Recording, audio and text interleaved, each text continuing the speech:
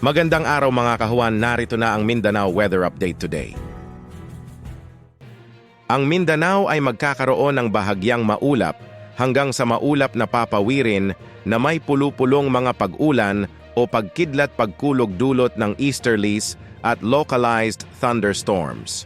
Mahina hanggang sa katamtamang hangin mula sa silangan hanggang sa hilagang silangan, na may banayad hanggang sa katamtamang pag-alon ng karagatan. Samantala, ang nalalabing bahagi ng Mindanao ay magiging bahagyang maulap hanggang sa maulap na papawirin na may pulupulong mga pag-ulan o pagkidlat pagkulog dulot ng easterlies at localized thunderstorms. Sa ngayon, wala pa namang rainfall advisory na ipinalabas ng PAGASA dito sa bahagi ng Mindanao.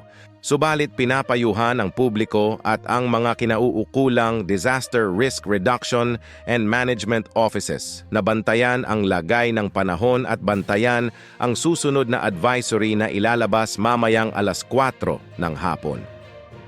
Ang araw natin dito sa Mindanao ay sumikat kaninang 5:53 ng umaga at lulubog mamayang 5:53 ng hapon.